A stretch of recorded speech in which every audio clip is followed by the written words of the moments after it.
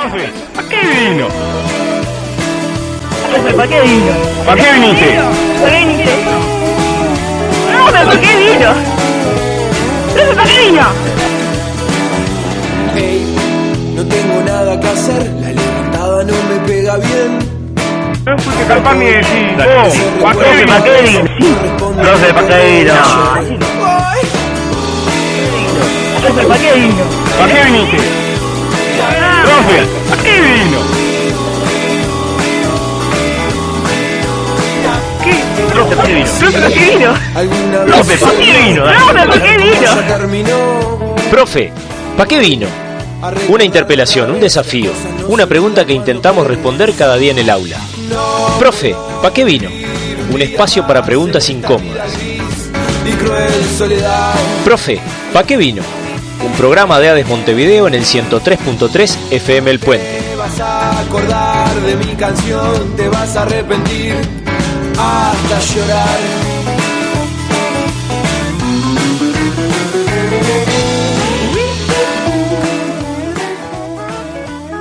En los últimos 12 meses, 29 mujeres fueron asesinadas por violencia doméstica, 5 más que el año pasado. Es la cifra más alta registrada desde 2012. En el último año se recibieron 24.454 denuncias por esa causa. Una cada 17 minutos, según los últimos datos del Observatorio Nacional sobre Violencia Doméstica y Criminalidad. Esto lo transforma en el delito más denunciado luego del hurto. Uruguay fue catalogado en 2015 como el país de la región con más muertes de mujeres a manos de sus parejas. Aún así, en el informe del Ministerio del Interior plantean que estas cifras subestiman la magnitud del problema, porque es sabido que parte de los hechos de violencia doméstica no son denunciados por la víctima. Hola, buenas noches. No sé, esto de empezar, el lugar del Rafa está complicado. En realidad hoy 25 de noviembre es el Día Internacional de Lucha contra la Violencia de Género, y dado que en Uruguay las cifras, como leímos, son muy altas y no mejora el problema con los años, bueno, aquí estamos para denunciarlo desde Profe ¿para qué vino? También. ¿Para qué vino? Sí, tenemos hoy varias actividades, ¿no? Hay una concentración en la Plaza Independencia y una marcha es por 18 de julio hasta la explanada de la Intendencia. Pero ha habido otras actividades que por ahí las tenemos, después en todo caso podemos contar un poco más, organizado a raíz de esta conmemoración. Hoy es el Día Internacional de la Lucha contra la Violencia hacia las Mujeres. Parece que hay varias organizaciones que convocan a este evento. Y hoy hay que llevar un lazo lila. Nosotros que encontramos una florcita, flores lila, y andamos con ellas en señal de luto por las mujeres que murieron, y en solidaridad con las que viven luego de enfrentar situaciones de violencia de género. Esto es simplemente un pequeño recordatorio a un día que en realidad es un recordatorio bastante nefasto, ¿no? de lo que somos como sociedad. Realmente nosotros tenemos que ponernos a pensar en qué hacer y qué hacer en cada minuto, en cada momento, en cada lugar. Yo creo que esto es... tendríamos que declararnos en alerta permanente. Creo que habría que detener cualquier gesto, por mínimo que sea, de violencia, y principalmente de violencia de los hombres hacia las mujeres, pero también de los adolescentes contra las adolescentes, de los niños contra las niñas. Cualquier tipo de manifestación, incluso cualquier tipo de manifestación de las niñas adolescentes cuando se menosprecian o piensan que no pueden y lo manifiestan abiertamente, o no se animan a hacer algunas cosas por temor a qué dirán sus compañeros y reforzar permanentemente esta necesidad de respetar y de que no hay nada que justifique una actitud de violencia de unos contra otros en la sociedad.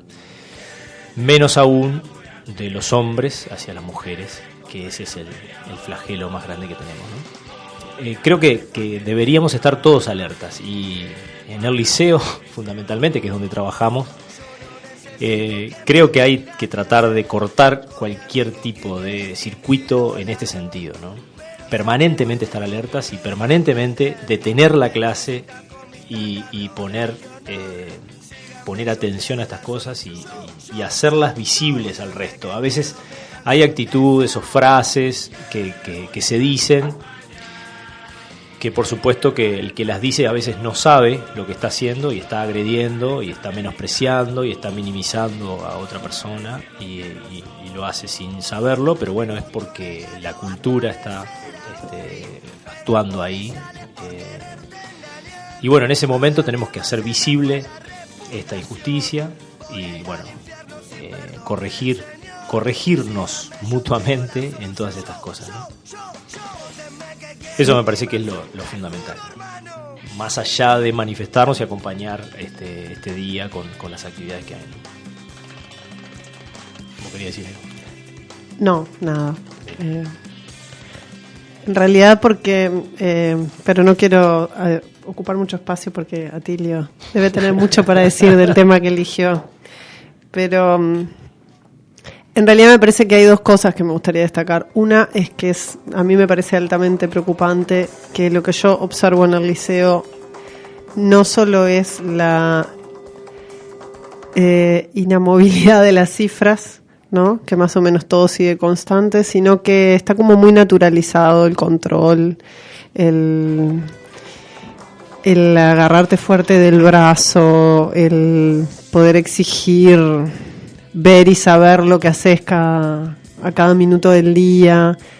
Eso que está tan instalado es terrible, porque eso es la puerta de entrada de la violencia de todas las formas. Está muy instalada en la calle, porque no podés caminar por la calle sin que haya algún varón que grite alguna pavada que te haga sentir fuera de lugar. Y además de eso, me gustaría capaz que pensar que cuando nos enfrentamos a una situación de estas, o a alguien que vive una situación de estas, la mejor manera de acompañar no es enseñarle al otro lo que tiene que hacer, porque eso es exactamente lo que hace la persona violenta, que es decirle todo lo que no sabe hacer. Entonces, en realidad, es a tratar de acompañar lo que la mujer pueda decidir en cada momento. Eso es capaz que mi colaboración hoy, que es la primera vez en algunos años que no estoy en la marcha. Y esto es Profe Pa' Que Vino, un programa de ADES Montevideo que hacemos aquí en esta radio, que es una radio, es un colectivo de gente que trabaja muy bien en la comunicación, que nos ha abierto estas puertas. Interesante experiencia, un año más que llevamos, este es el tercero, ¿no? ¿Cuarto ya? Sí. Cuarto año. Interesante. Tercero. 3,5, digamos. De forma independiente, tercero. Ahí está. Bueno, es un programa de ADES Montevideo, del Zonal Oeste, y bueno, se escucha en el 103.3 del dial, y en todo caso en otras partes de la ciudad, por TuneIn o en cualquier parte del mundo, ¿no? Por TuneIn, pero también se pueden escuchar después las grabaciones en internet, tanto en YouTube como en Facebook. En la página de ADES. Y en la página de ADES, que ahí también se puede. Y estamos con Alejo en los controles, con Nidia, que recién la escuchábamos, y con Atilio y André. Hoy le está faltando el Rafa, tenía un meeting, creo que tenía un meeting político. Con Novik. Creo que sí. Yo la imagen que tengo es al Rafa trepado sobre un cajón de verduras, arengando a las masas. Tiene esa capacidad. Y bueno, eso nos motiva a hablar del tema de hoy. Y hoy nos íbamos a meter con Algo así como, ¿cómo era el título? Las izquierdas muy diestras.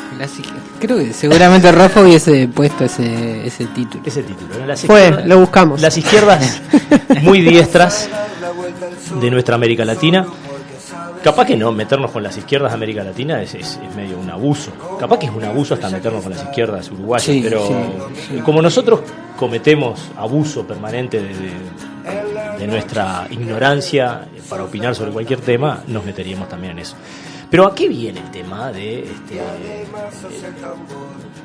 esto de las izquierdas? ¿Por qué nos metimos con este tema de las izquierdas, Atilio? ¿Vos tenés alguna idea?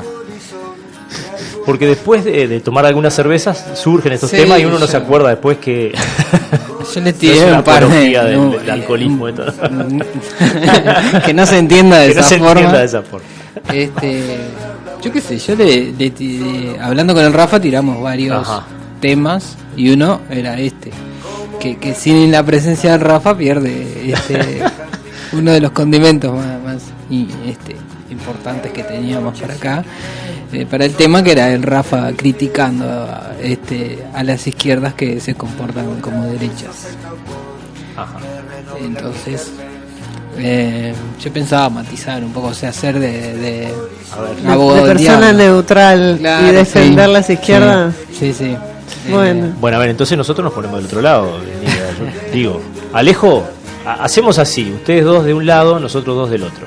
¿A qué lado me toca? No sé, elegí. Dale, vamos. Alejo está jugado por un lado, así que no. Hablando de la violencia, la no violencia, estamos armando bandos acá, está buenísimo, ¿no? Yo lo que quiero decir es que estamos escuchando La Vela Puerca, que son ciudadanos ilustres de Montevideo. Muy bien. No, Si querés arranco, por Dale, ejemplo, a mí lo primero que se me ocurre, digo, yo no tengo dudas que más que izquierdas conviene hablar de progresismo. Y que una vez en el gobierno, ¿no? Las izquierdas en América Latina han ido llevando, principalmente en Brasil y en Uruguay, han llevado políticas que no se acercan mucho a lo esperado tradicionalmente por un gobierno de izquierda. Y capaz que en Bolivia, no sé, capaz que en Venezuela siempre se habló de que en Ecuador como que estaban más cercanos a lo esperado por la izquierda. Ahora, a mí, en esta situación, vamos a quedarnos con Uruguay y Brasil, o por lo menos en Uruguay, yo iría a ver cuándo se produjo el cambio del programa, por ejemplo, el Frente Amplio. Y fue mucho antes de llegar al gobierno. O sea, si yo tomo el programa del año 71 del Frente Amplio y lo comparo con lo que hace desde que asume el gobierno, obviamente el Frente Amplio no tiene nada de izquierda. Claro. Ahora, no está traicionando sus ideales, salvo que pensemos que ya los había traicionado antes e incluso capaz que hasta los traicionó para poder llegar al gobierno. Pero en el año 94 ya ahí, si uno lee el programa del Frente Amplio, ya no va a encontrar un montón de políticas que eran tradicionalmente de izquierda, que estaban en el 71 y hasta el 89 se mantuvieron. Sí. Claro, ahí tenemos cambios importantes, no nos olvidemos que en el año 89 la lista, el sector más votado en el Frente Amplio fue el Partido Comunista. Claro. En el año 89, un partido que hoy en día no logra alcanzarlo. Sí, capaz que si vamos a generalizaciones importantes, podríamos decir, por ejemplo, reforma agraria, postulados que fueron siempre, ¿no? Sí, esos son los postulados que desaparecen en los primeros 5 años de la década del 90, desaparecen eso, el pago de no pago a la banca financiera internacional, eso, sí. El no pago de la deuda externa. Sí. Se va matizando a poco hasta que desaparecen. O sea, hay un momento que pagamos los intereses. Ahí está. Antes era no pagar la deuda, no pagamos los intereses y a poco va desapareciendo. Bien, pero ese viraje, digamos, podríamos interpretar eso como un viraje hacia el centro o quizás hacia la derecha. Sí, se ha interpretado como un viraje hacia el centro que va acompañado del crecimiento electoral que termina llevando... Bueno, uno lo podría entender eso como una cuestión estratégica, ¿no?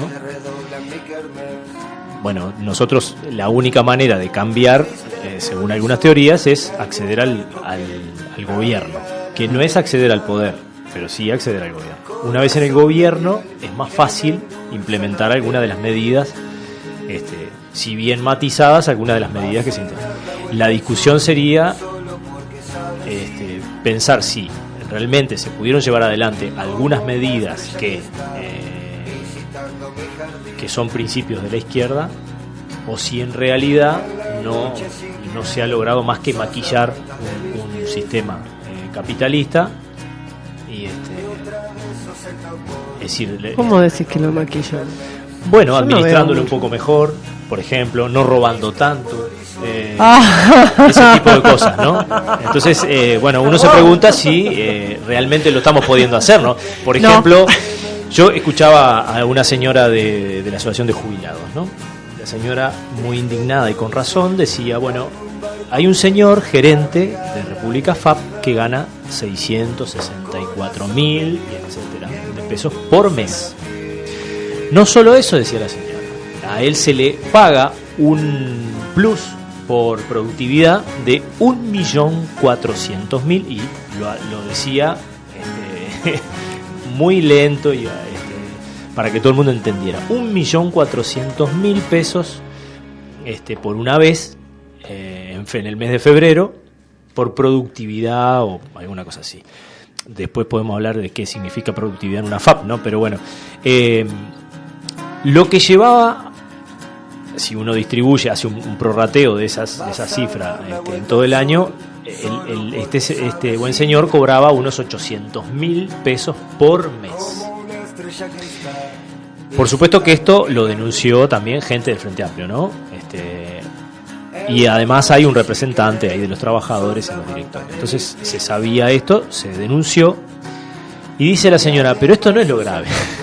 Lo grave es que para corregir esta situación se lo despide a este señor, se le paga $50.000 de despido y se lo recontrata por una cifra menor, 400.000 pesos por mes. Recordemos que República FAP, además, quienes integran el directorio son el Banco República, es decir, son organismos del Estado también.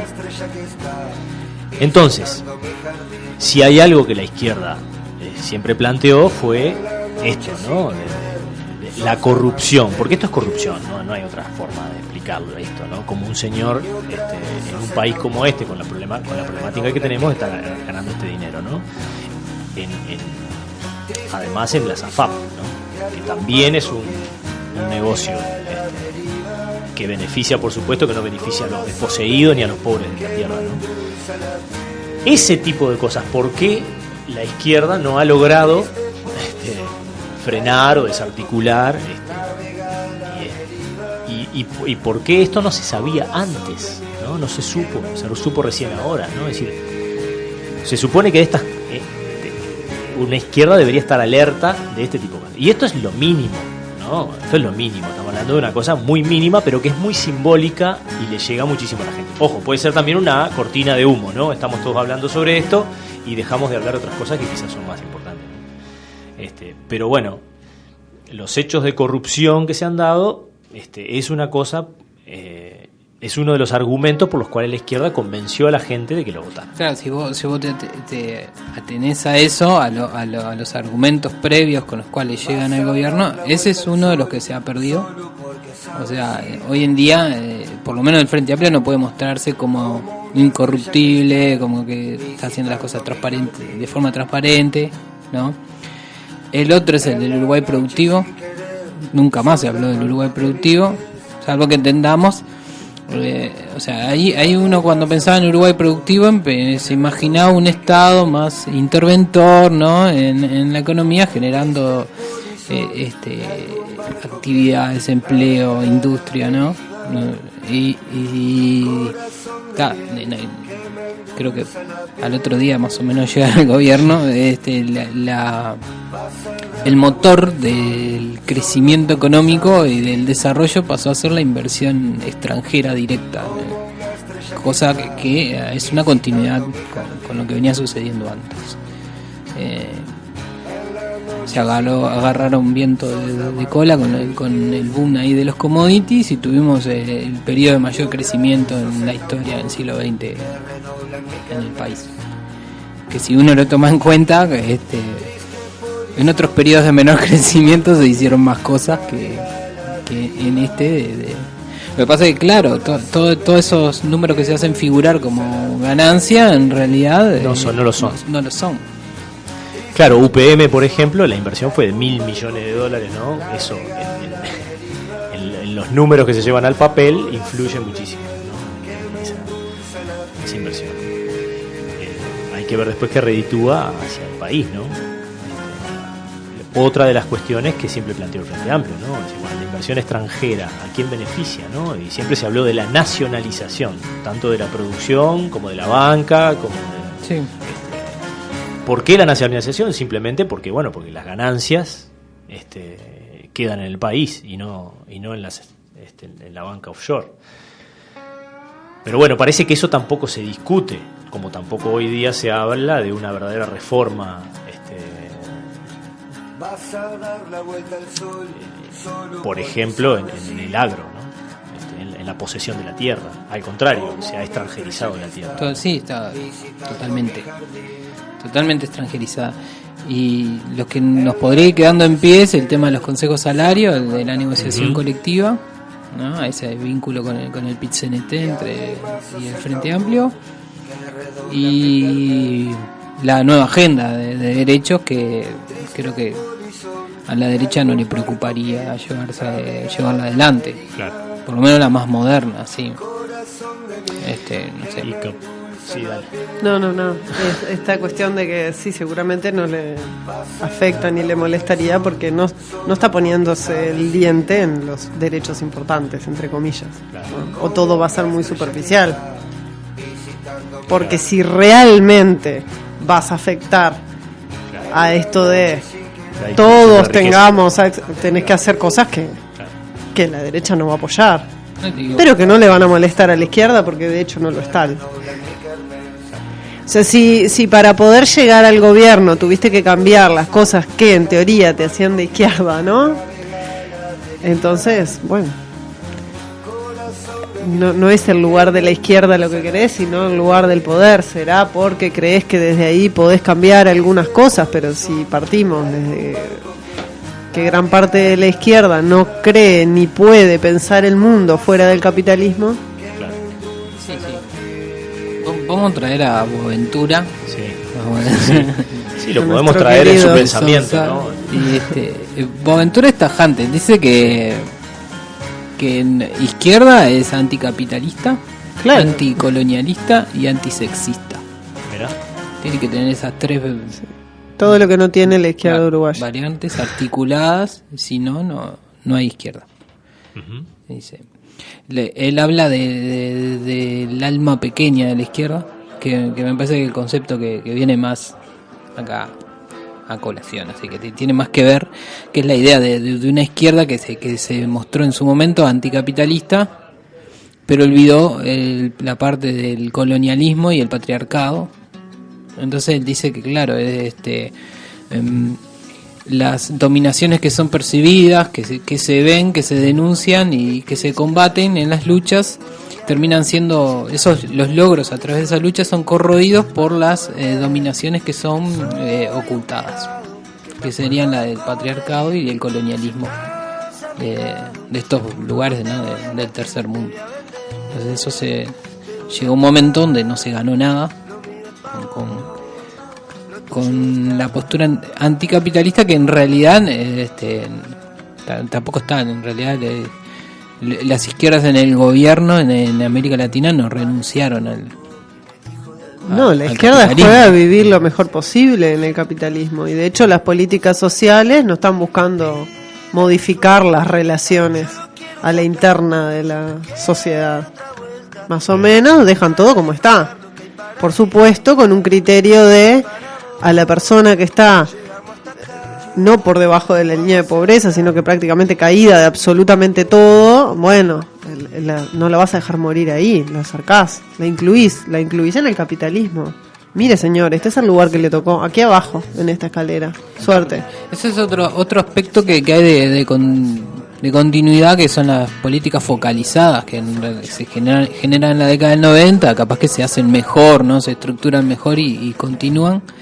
Pero el discurso que empieza a asumir ahí la izquierda es el del combate a la pobreza, que sustituye el tema de la desigualdad, la denuncia y el combate a la desigualdad económica y social. O sea, se pasa al tema del combate a la pobreza, que es de ahí donde están los logros aparte, ¿no?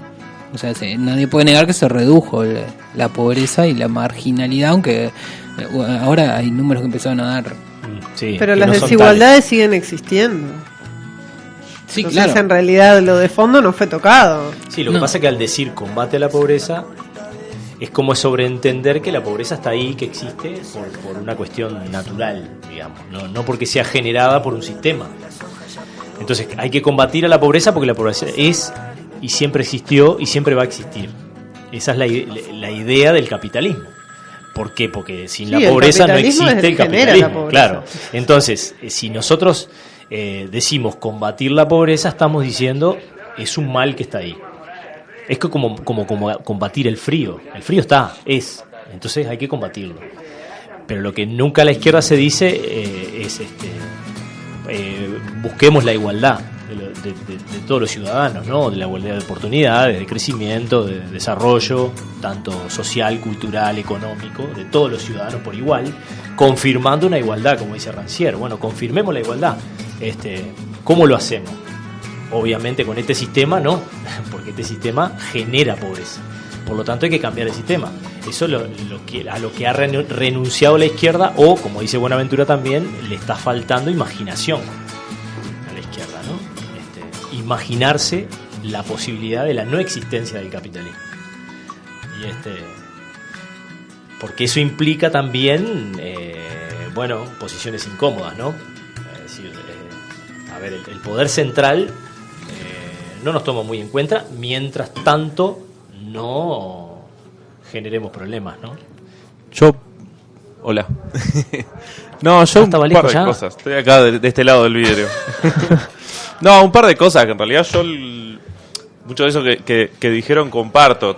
Tengo como la sensación de que en realidad nos restringimos a hablar de izquierda a lo que son los partidos políticos, digamos, ¿no? Que eso es algo que hay que evitar hacer. Yo creo que en realidad los partidos políticos, y en el caso del Frente Amplio, creo que en realidad también optó por estrategias de cómo ganar, porque en realidad uno podría haber dejado, sí, en el programa... Sí, pero después no modificó nada. Uno podría haber dejado en la agenda, por ejemplo, el reforma agraria, pero no ganaba las elecciones. Entonces, en realidad ese es un problema, digamos, de asumir, digamos, que en realidad la pero población después, ¿qué hizo para generar algo así ahí? Ahora voy a eso. En realidad no está de acuerdo con una reforma agraria. Lo podríamos plantear en esos términos también, ¿no? Creo que en realidad se decidió, por decirlo de alguna manera, bajar las cosas que se piden. Hay cosas que se pedían en esa época, otras que no se pidieron, algunas por estar de acuerdo, otras porque no, algunas por evolución histórica, ¿no? Que en realidad van cambiando las personas. Yo no estaba en esa época, o sea que mucho menos voy a opinar de eso. Y hay que entenderlo de ese lado también, porque en realidad y hay cosas que Atilio dijo recién, por ejemplo, cosas que sí se lograron, como es la agenda de derechos, que en realidad yo entiendo que a la derecha no le hubiese importado un carajo, que no lo hubiese hecho, que no lo hubiese alterado, y que en realidad yo los considero importantes también, ¿no? Porque en realidad son cosas que no se tocarían desde otro punto de vista. Yo creo que en realidad el problema, ¿no?, sigue estando, es justamente que nosotros pensamos que la izquierda es solamente el partido político, porque en realidad yo comparto que el partido político hizo muy poco, sobre todo desde el gobierno, para cambiar un montón de formas de pensar y un montón de la reforma agraria, por ejemplo, digamos, por poner un ejemplo, digamos, clásico. Pero la izquierda tampoco hizo mucho. Y eso también hay que dejarlo claro. Tratar de diferenciar un poco lo que es el gobierno por un lado, la fuerza política por otro, y lo que es la izquierda. Porque la izquierda, por suerte, excede a los partidos políticos. Que me parece que por ahí va la discusión. Algunos hablan de que hay una izquierda política y otra social. A ver, hacen esa diferencia, sí. Digo, bueno, pero yo creo que la propuesta acá, por lo menos por lo que yo entendí, es hacer no un análisis de la izquierda social, que entre otras cosas tiene grandes dificultades para llevar adelante determinadas cosas porque no tiene acceso a determinados lugares de poder. Ahora, si vos te definiste partido político de izquierda en algún momento y estratégicamente resolviste retirar determinadas cosas como la reforma agraria para poder llegar a los lugares de poder, todo bien, buscarle la forma después para que eso vuelva de algún modo. No, eso no está pasando. Más bien es todo lo contrario. La distancia es cada vez más grande. Alejo, por favor, todas las políticas sociales son más asistencialistas. Sostengamos los pobres donde están. ¿Qué de reforma agraria vas a hacer si no te queda un centímetro de territorio? Yo no voy a ponerme a discutir ahora si reforma agraria sí, reforma agraria no, porque no me queda claro a qué nos referimos con eso. Es, en todo caso, y lo agrego porque en realidad lo podemos discutir como un eslogan también, ¿no? Yo podría decir, hacemos una reforma agraria y queda re bonito también. Habría que poner sobre la mesa qué es una reforma agraria. Yo voy más a la discusión de fondo, que es en realidad, hay cosas de izquierda que hay que defender y que en realidad los partidos políticos, ¿no? Una de las cosas que tienen que hacer, los partidos políticos están compuestos por gente también, ¿no? Al igual que los sindicatos, un montón de lugares más, en donde la discusión estratégica de qué plantear en la campaña y qué es lo que hacer, se basa no solamente en la gente que está ahí, sino que cómo hace para ganar, para poder llegar a avanzar en un montón de cosas más, como por ejemplo los consejos salarios que se nombraron y que en realidad la derecha lo sacó.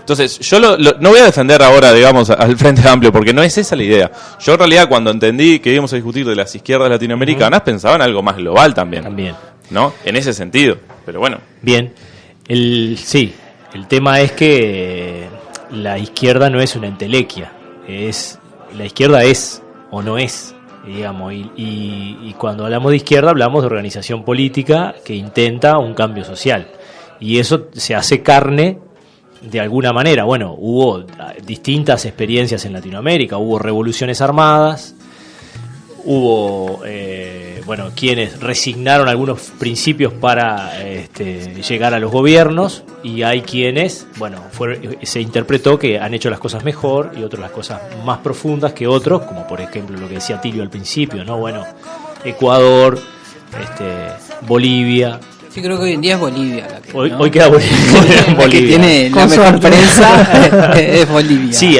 teniendo en cuenta más que Ecuador tiene, vende un 40% de su producción a Estados Unidos.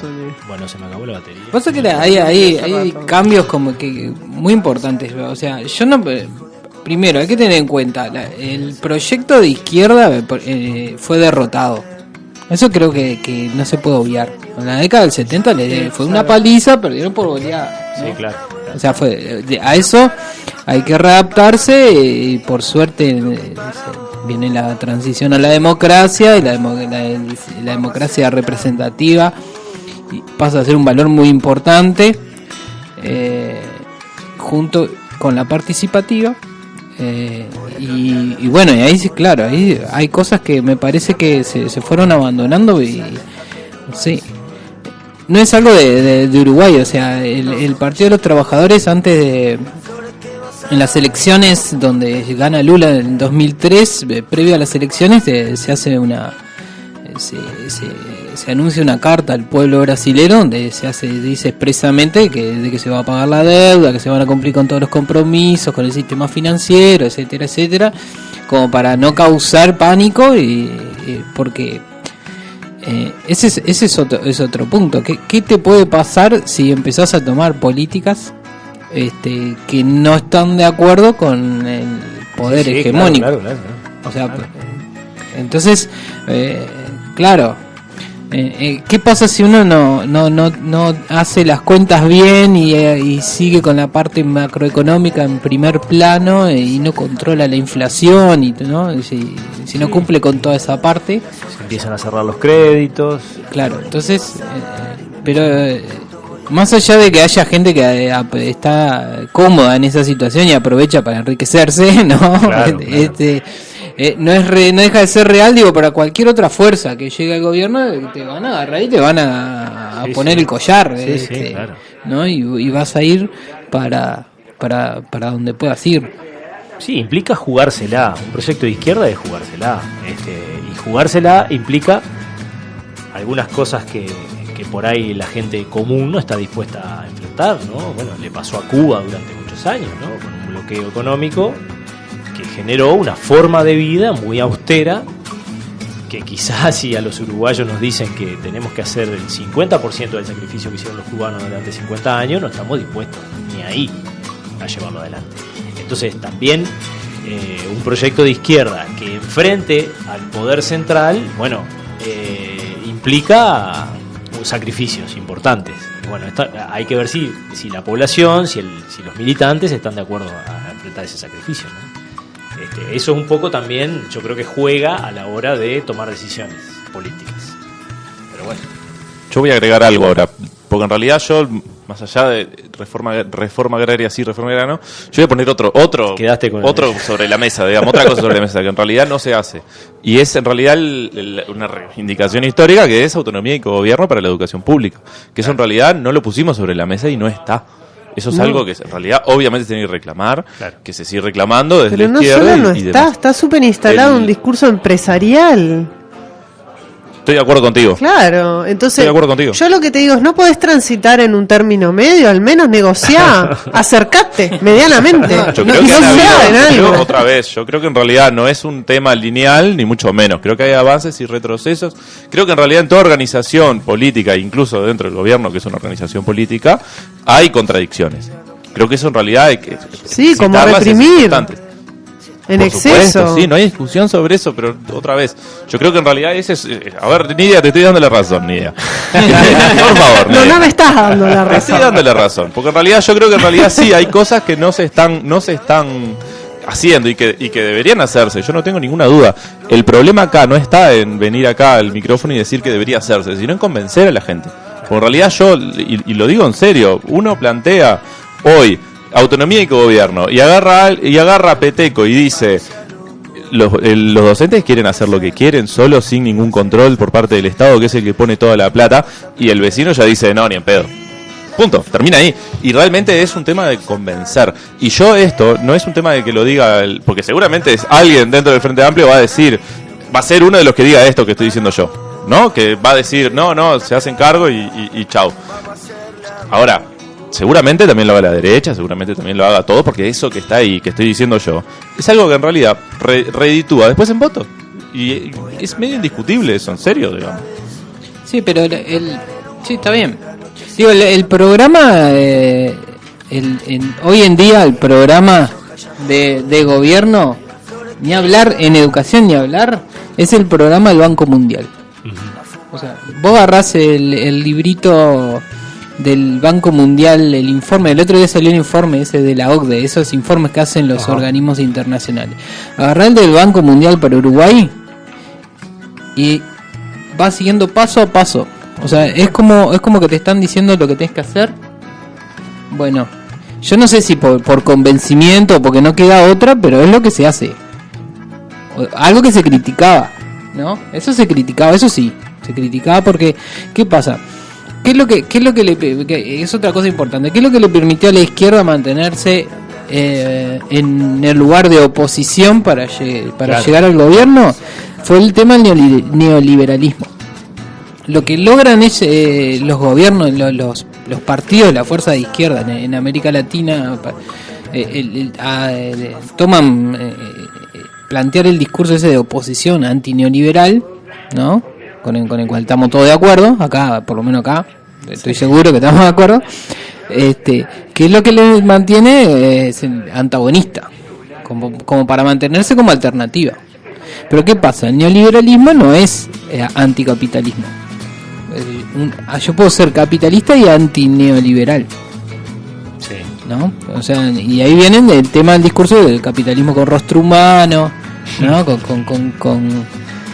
El neoliberalismo es capitalismo salvaje, vamos a hacer un capitalismo bueno, con cara buena.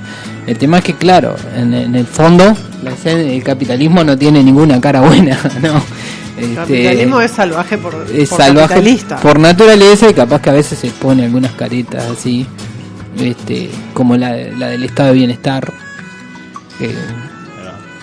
Capaz que también, cuando hablamos siempre de educación y hablamos de capitalismo, decimos dos cosas. Una es, el capitalismo tiene un programa para la educación, ¿no? Pero a su vez, y eso influye en qué es lo que hacemos en la educación, ¿no? Pero a su vez, el sistema capitalista genera unas desigualdades tales que eso también repercute en el nivel cultural de su población y en las dificultades que tiene la enseñanza. Estuvimos en la Facultad de Humanidades y Ciencias de la Educación.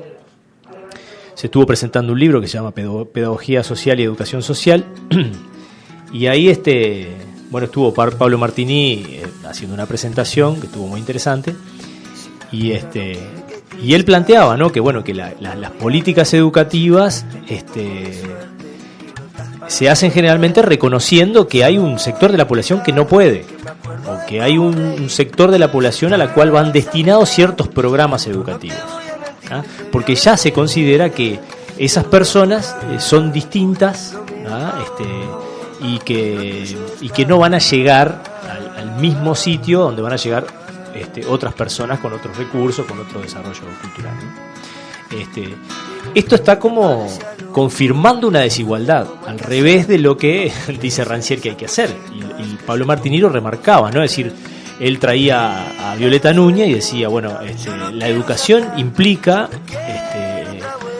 luchar por el antidestino, ¿no? Es decir, en considerar que todos pueden y deberíamos darles una oportunidad a todos de poder desarrollarse culturalmente. Y partir de la base de que hay un tipo de educación para cierta población, un tipo de educación para otra población, es muy desde la mirada capitalista y no de una mirada de izquierda. Y eso me parece que es una de las cosas que sí le estamos reclamando en educación al gobierno, que una mirada de izquierda parte de otros principios, ¿ah?